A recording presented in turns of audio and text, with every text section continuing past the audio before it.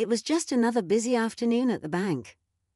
Customers stood in line, employees clicked away at their keyboards, and conversations hummed through the air. At the front counter, a woman in a crisp white blazer adjusted her name tag and glanced around impatiently. That's when she saw a young girl walk in, wearing a neatly pressed school uniform, a bright pink backpack slung over her shoulders. The girl, no older than 10, stepped forward confidently, holding a small envelope in her hand. The woman behind the counter barely gave her a second glance before her lips curled into a slight frown. A child? Alone? She sighed, already assuming this was going to be a waste of time.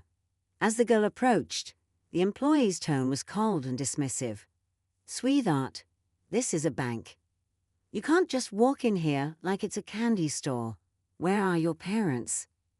The girl, standing straight with a quiet confidence, placed the envelope on the counter. "I'd like to deposit this money into my account, please." The employee raised an eyebrow. "Your account?" She let out a small laugh, shaking her head. "I don't think you understand how this works. You need an adult for things like this." But the girl didn't budge.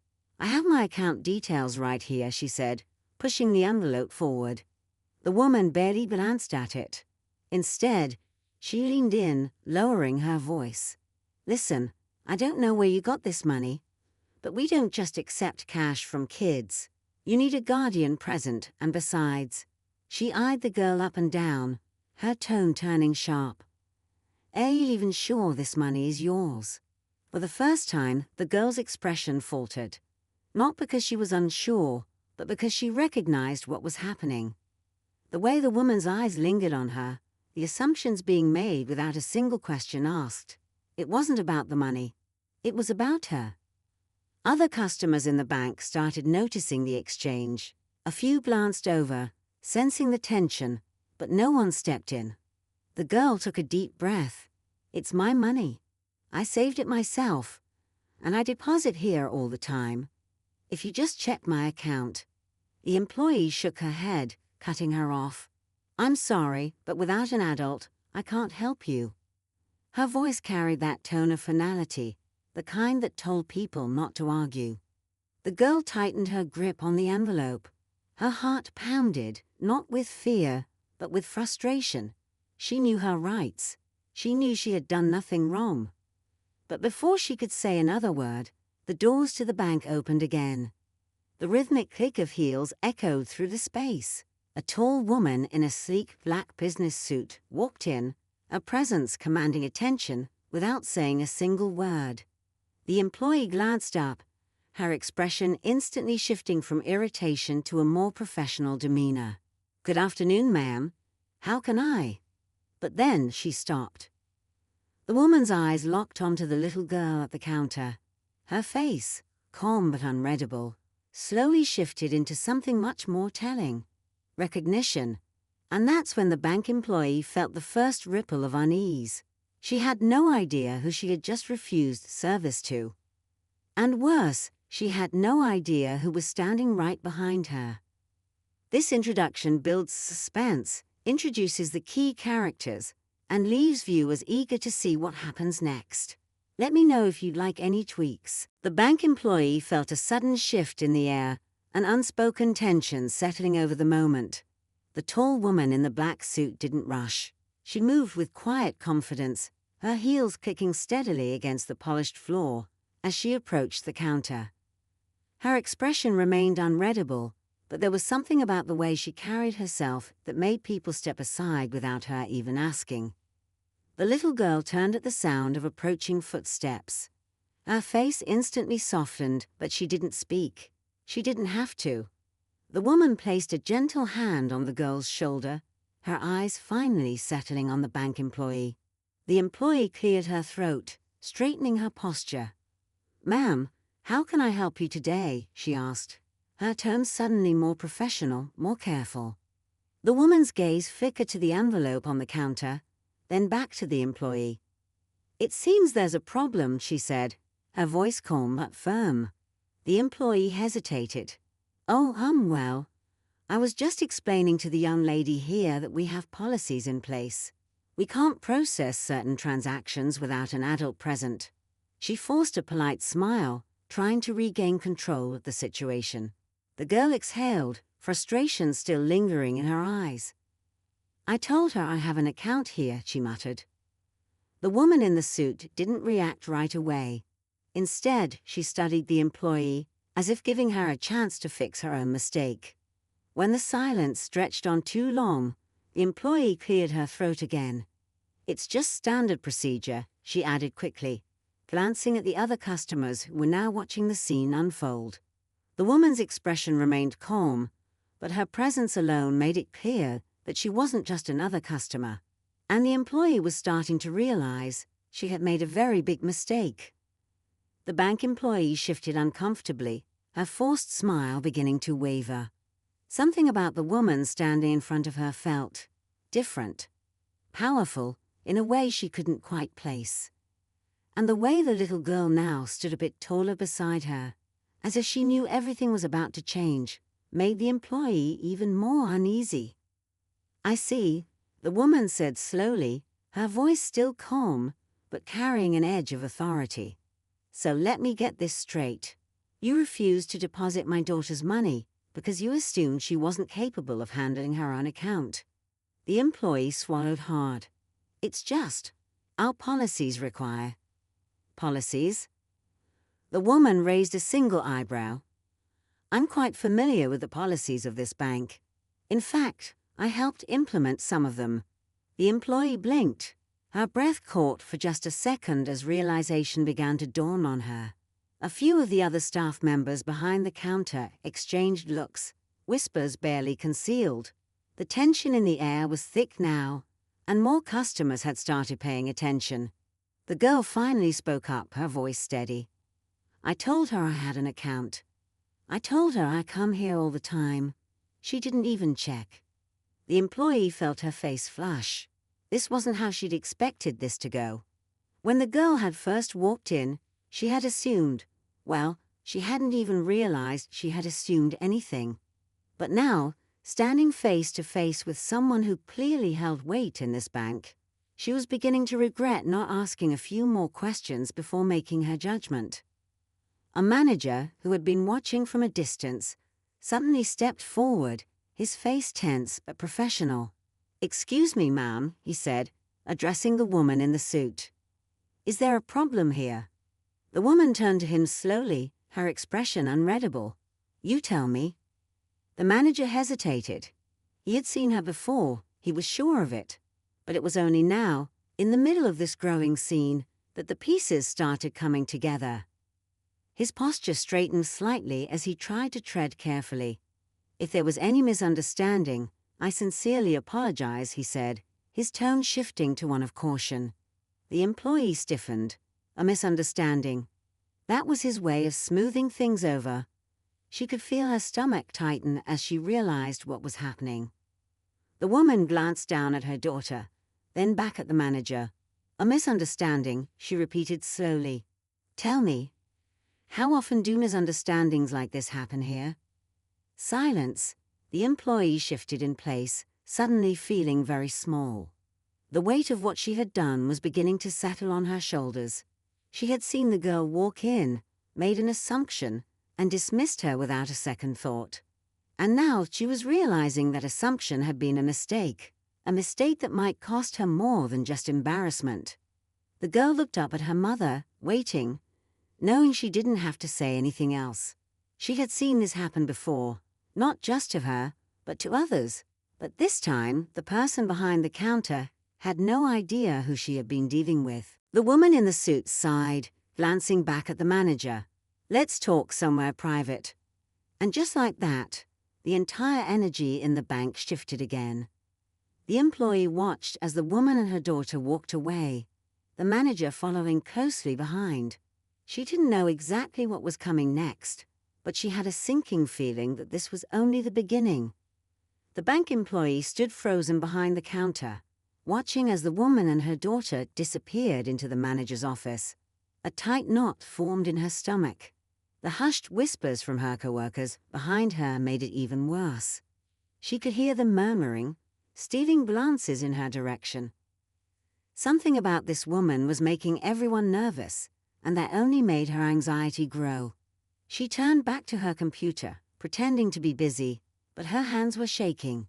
She had been so sure of herself just minutes ago, so quick to dismiss the little girl.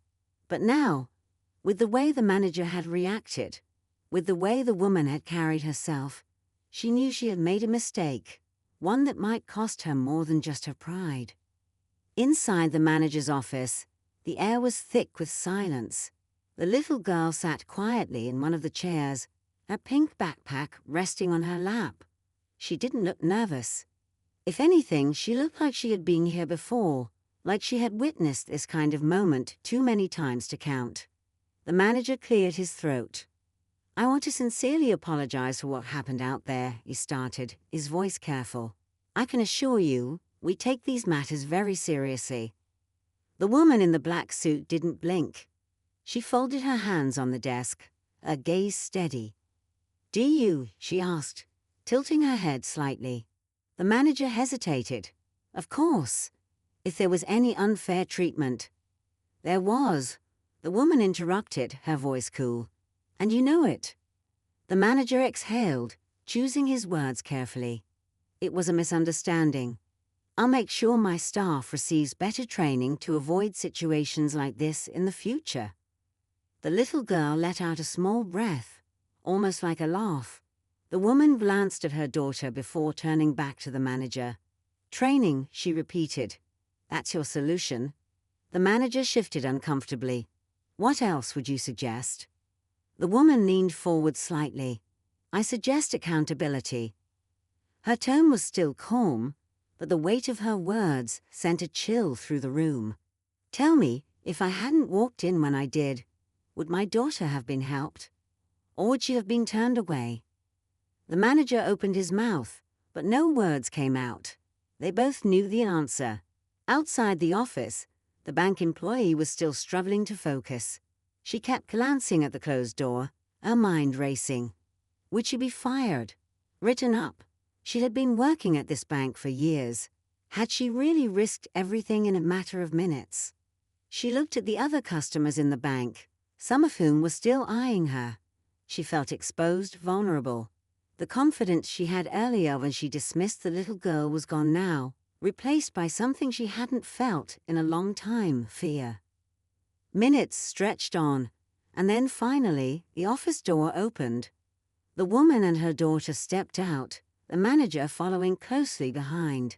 His face was tight, his jaw clenched. The bank employee's stomach dropped. She couldn't read his expression, but she knew whatever had just happened in that office wasn't in her favor.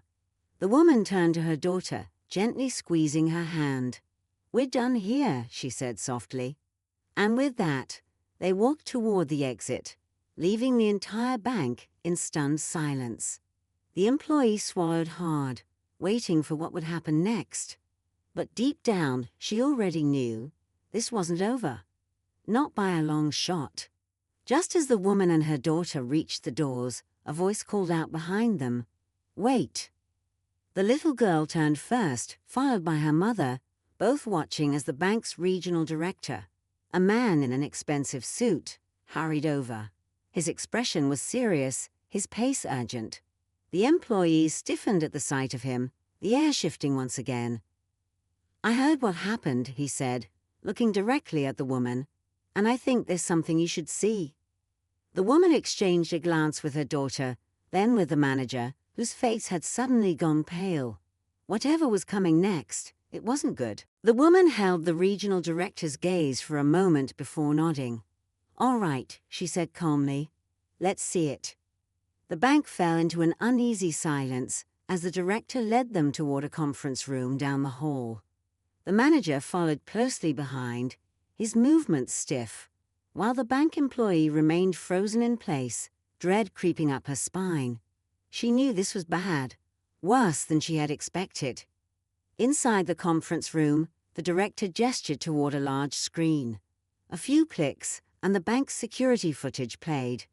The timer stamp showed the moment the little girl walked in, envelope in hand, her bright eyes hopeful. Then came the employee's dismissive glance, the way she barely listened before shaking her head. The entire interaction unfolded on the screen, and as it did, the manager's face darkened. "You didn't even check her account," the director said, his voice cold. He turned to the employee, who was now visibly trembling. "You assumed." The employee opened her mouth, scrambling for words, but nothing came. She could feel the weight of everyone's eyes on her, the reality of her actions setting in. The woman remained silent, watching with an unreadable expression. The little girl, however, met the employee's eyes. There was no anger, just disappointment, a look that stung more than any reprimand could. The director sighed, turning back to the woman. "On behalf of this bank, I sincerely apologize. This is not how we conduct business." The woman exhaled, then spoke evenly. "I'm not looking for apologies," she said. "I'm looking for change." The director nodded, then faced the manager. "Effective immediately, we'll be reviewing all customer service protocols. And as for this particular situation," he glanced at the employee, whose face had gone pale, "consequences will be handled accordingly." The woman watched, considering his words. Then, to everyone's surprise, she turned to the employee. "I hope you take something from this," she said. "Because my daughter? She deserves better than assumptions." With that, she took her little girl's hand, and together they walked out. The bank remained silent, the weight of the moment lingering long after they had gone. But just as the employee thought the worst was over, the director's voice cut through the air one last time. "We need to talk about your future here." And just like that, everything changed. The employee felt her stomach drop at the director's words. Her hands were clammy, her heart beat thudding in her ears. She had never imagined one careless moment, one snap judgment, could lead to this. As the director gestured for her to follow him to his office, she knew there was no escaping the consequences. Meanwhile, outside the bank, the woman and her daughter stepped into the bright afternoon light. The little girl looked up at her mother, her small fingers tightening around her hand. "Mom, do you think she'll change?" she asked softly. The woman paused, glancing back at the glass doors. She had seen these situations before, people making assumptions, underestimating others based on nothing but a glance. It wasn't new, and sadly it wouldn't be the last time. But what mattered was that her daughter had stood her ground, had spoken up for herself. That alone was a step toward something better. "I hope so," she finally said, kneeling down to meet her daughter's eyes.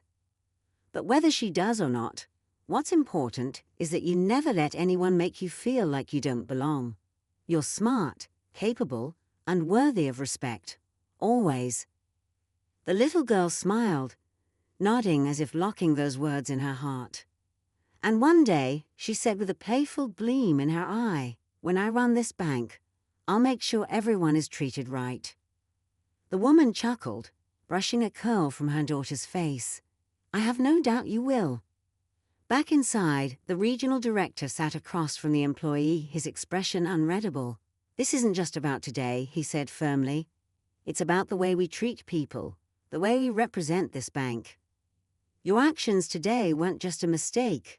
They were a reflection of something deeper that needs to change." The employee swallowed hard. "I didn't mean to." "But you did," he interrupted. "And now you have a choice. You can leave this experience behind and pretend it was nothing, or you can learn from it. Take responsibility. Be better." She nodded slowly, the weight of the moment pressing on her. Maybe she had been too quick to judge, too blind to her own biases. Maybe this was the wake-up call she needed. Outside, the woman and her daughter walked toward their car, the tension of the day slowly melting away. The little girl hummed a tune as she climbed into the back seat, still clutching the deposit slip, this time safely stored in her pocket.